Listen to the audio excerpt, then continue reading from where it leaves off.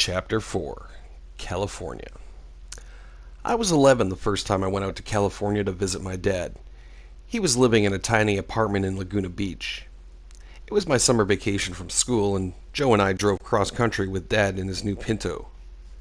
My brother and I were in the back seat with a cooler full of beer between us. I'd just wake up not knowing where we were or what time it was, soaking wet from this cooler. It was like a NASA test, and Joe and I were the chimps.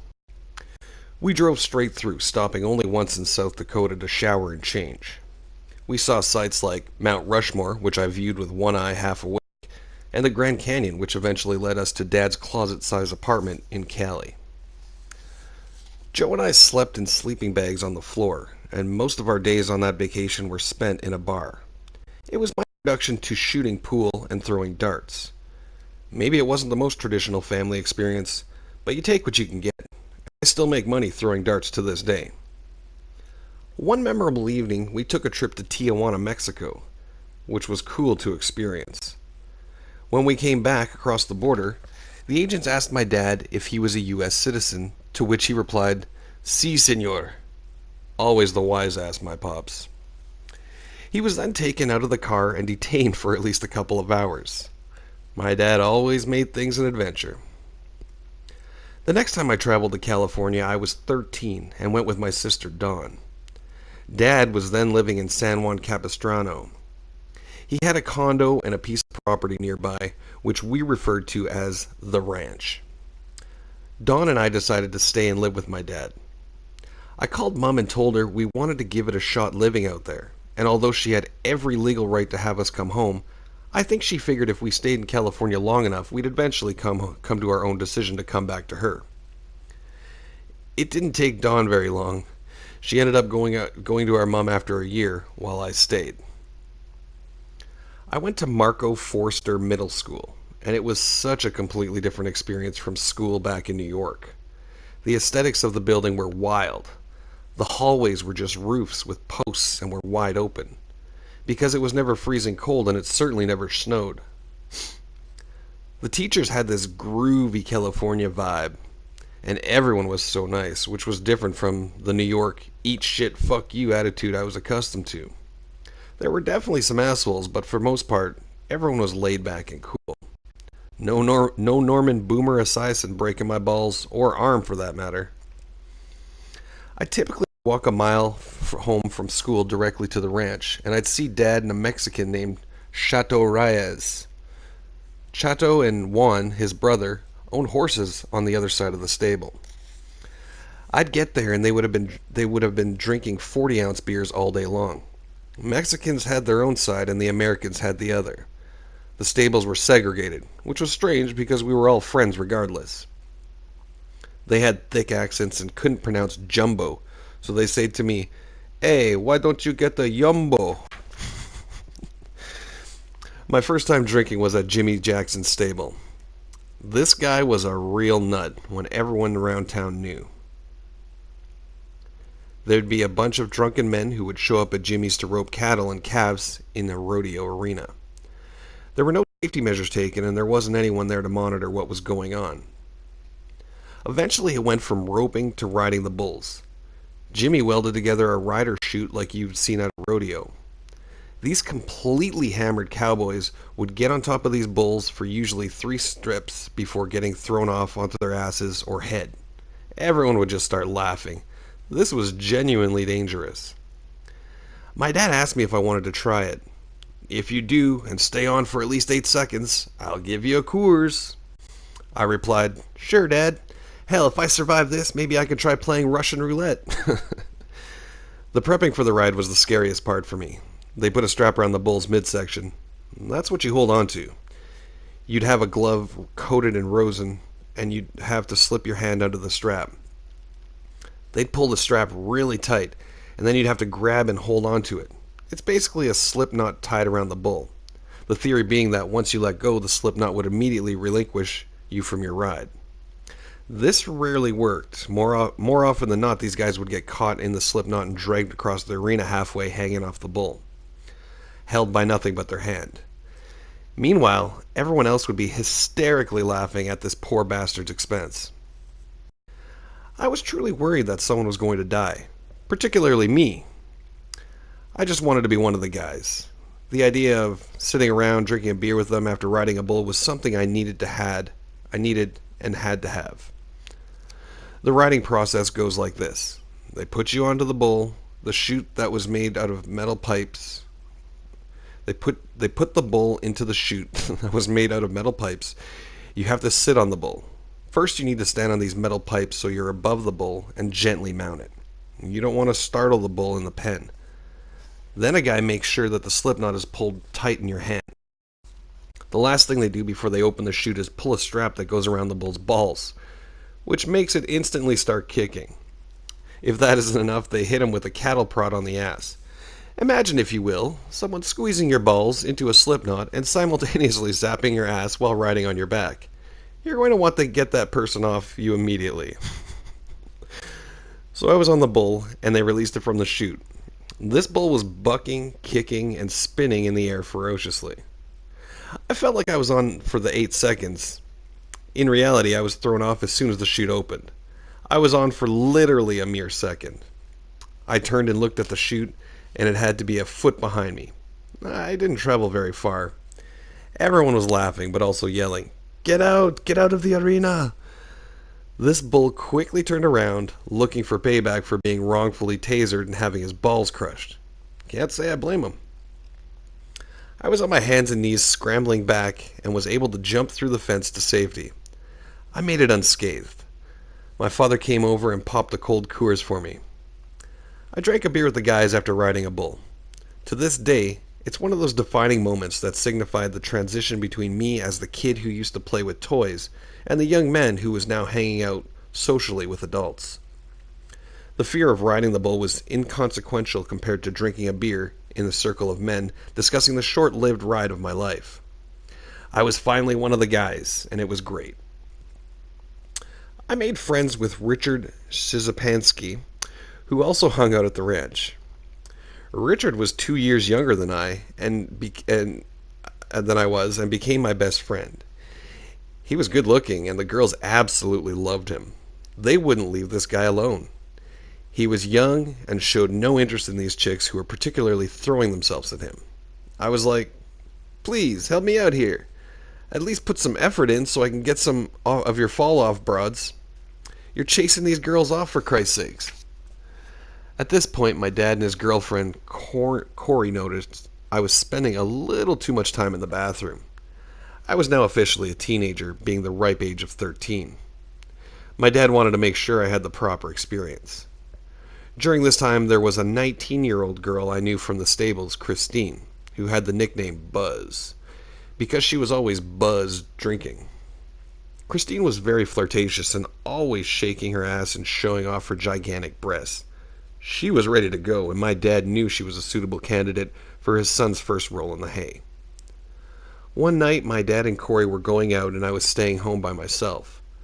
Buzz was already at my house and said to my dad that she was going to stay with me and hang out. He was like, "Okay, take it easy." So then I was alone with Buzz, and we'd been ourselves before, watched comedies like Monty Python together.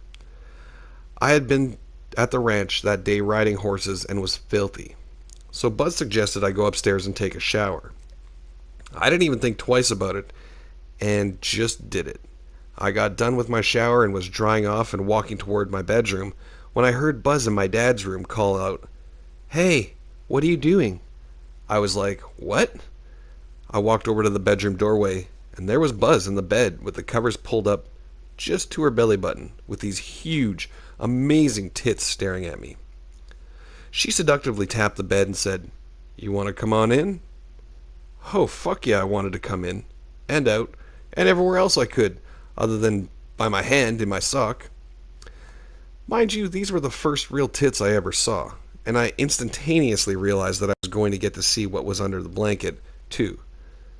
This was Halloween, Christmas, and my birthday all rolled up into one. I jumped right into the bed, and she started touching me and grabbing my cock and said, "Can you take your underwear off?" "Yes, yes I can, yes I will. Whatever you want, I will do." She did everything you can imagine to me. I came fast and hard, like a 13-year-old virgin should. Right on cue. I was now officially a man. Getting laid for the first time was life-changing, and I seriously looked at things differently. I was like, now I get it. And by it, I mean life. This was what everything we do was all about. Everything a man strives for, whether it's money, materialistic things, or self worth, is for sex. It's what secretly drives every man.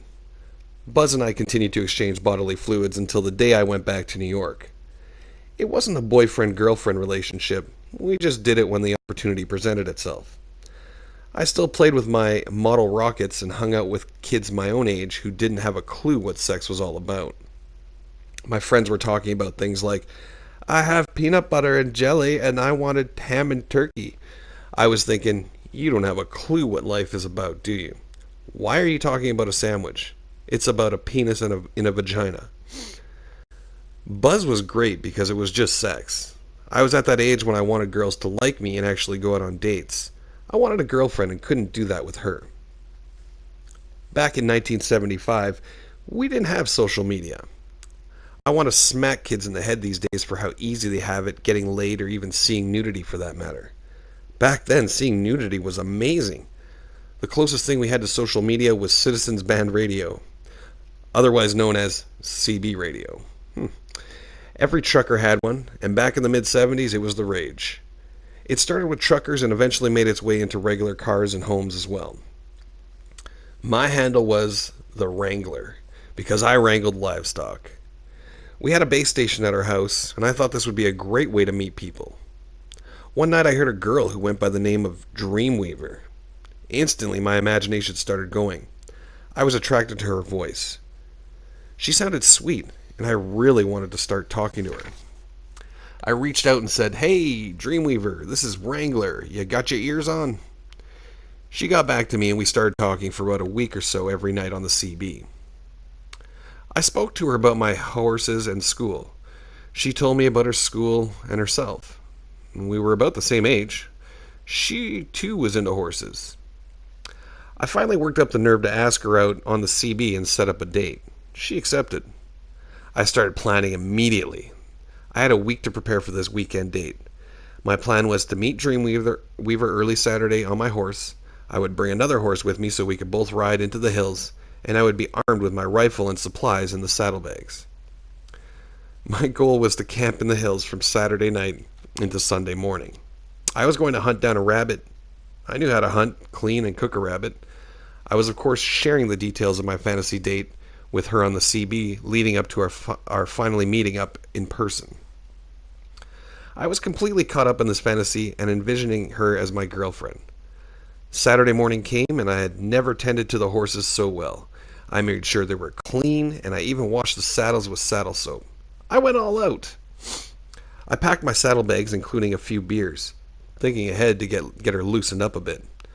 I didn't leave any detail unattended. I was ready for my dream to become a reality.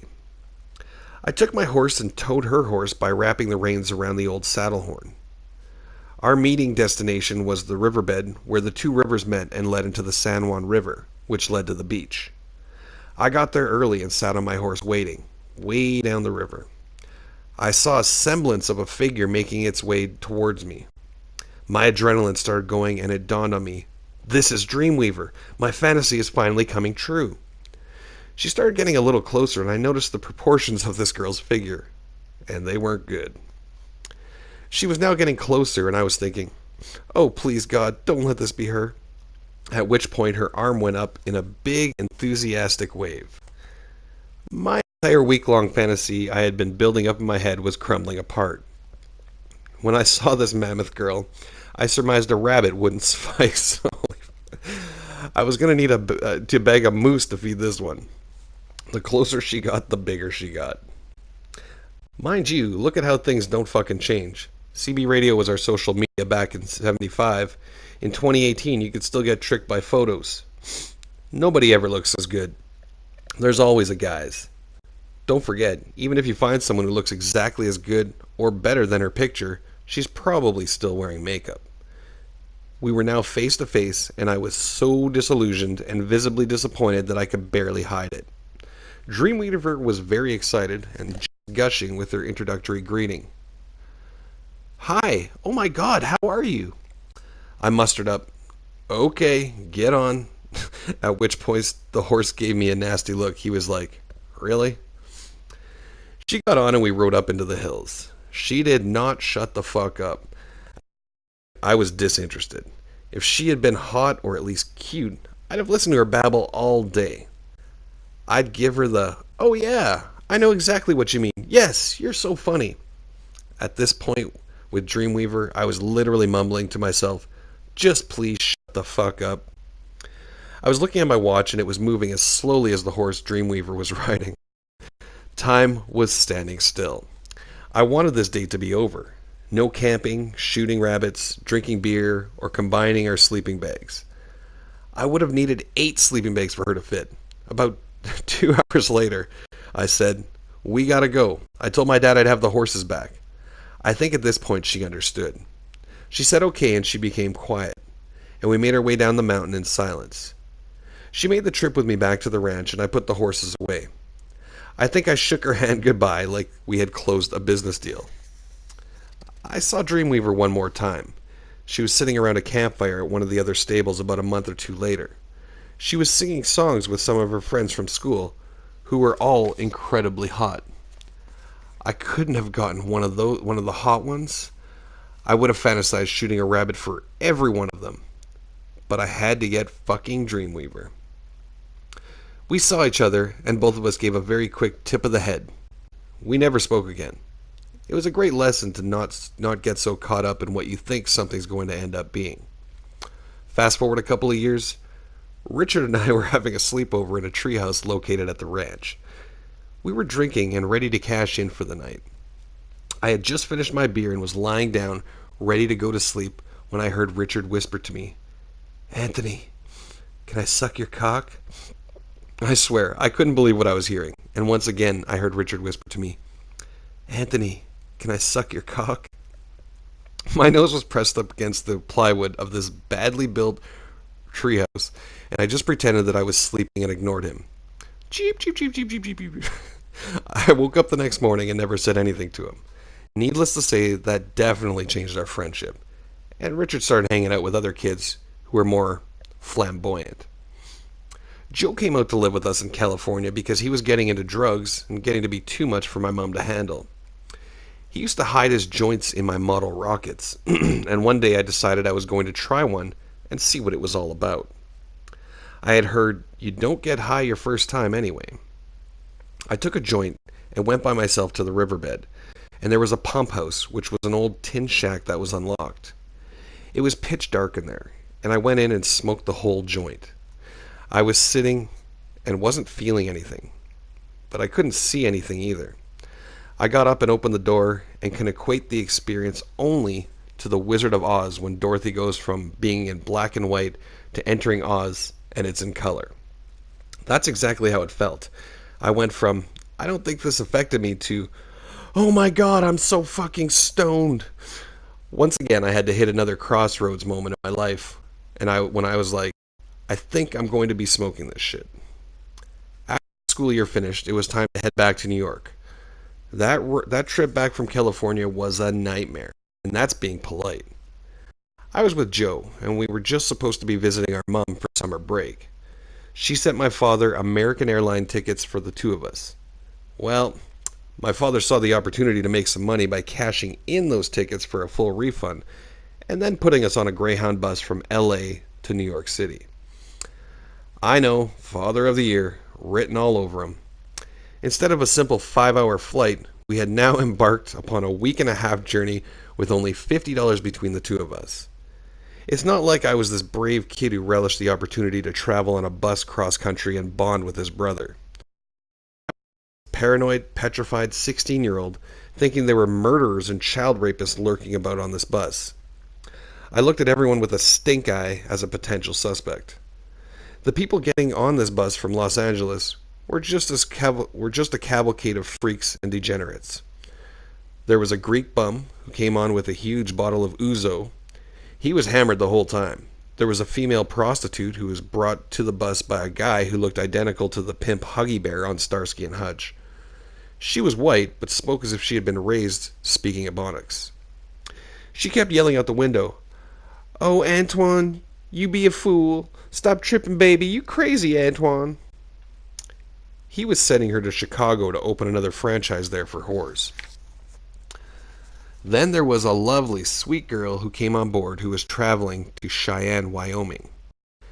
The rest were just transients who got off in each city while others got on. Now, I realize that in the mid-70s things were cheaper, but my dad had given us only $50 a week or $50 for a week and a half. Was he out of his fucking mind? When we got to Las Vegas, we took the little money we had left and tried to make some more on the slot machines. We wound up losing just about everything and found ourselves completely broke and starving from Las Vegas to New York. The normal way to go about something like this is to do shorter trips. You would break it up by getting a hotel to sleep and shower in. Not us. We were sleeping on the bus and not stopping till we got to our destination. We made friends with the prostitute and the girl going to Cheyenne. We stole the Ouzo bum's bottle and started drinking from it to keep ourselves occupied.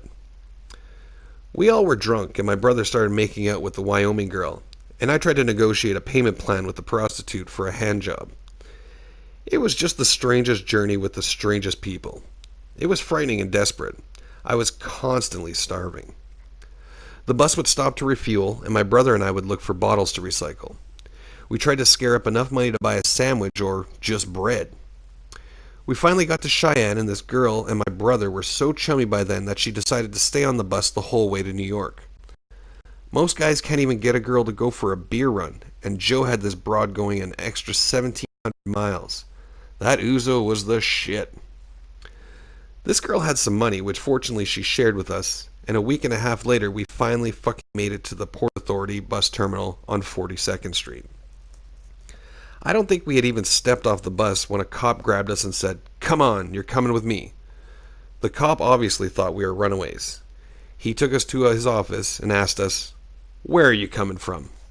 We told him, "Los Angeles," and how our dad had sent us to visit our mom for the summer. The cop was like, "Really? You're not coming here to make it big? To do something? What are you boys really doing here?" My brother had a knife, and the cop asked him why he had that. Joe explained that we were living where we were living. It was common for guys to carry one. The cop asked, "Where's your bags?" We told him that they were still on the bus. He said he wanted to see our bags, and I had to stay while Joe retrieved the bags. Meanwhile, it had dawned on me that Joe had brought back a bunch of that Thai stickweed. Yes, living with my father had really helped straighten Joe out. Not. If anything, I think he became savvier and better educated with a better product. I was thinking that there was a chance Joe wasn't coming back, or he was going to get us popped. I just wanted to get back to my mom's and eat some capicola for Christ's sake.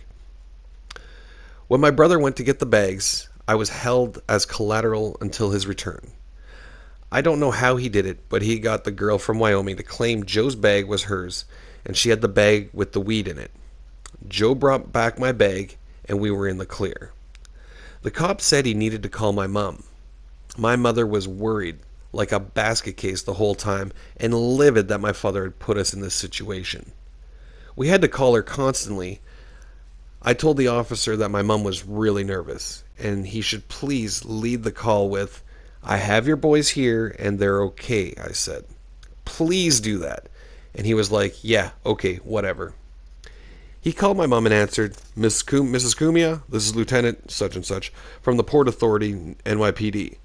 "Do you have sons named Anthony and Joe?" I yelled in the background, "We're fine." The way he was sounding, the next words out of his mouth were going to be, "We have your sons in the morgue, and we're going to need you to come down and identify their bodies." We finally got everything cleared and got onto a train to Huntington, New York. My mom was there waiting in her car and said, "I've never smelled anything worse than you two."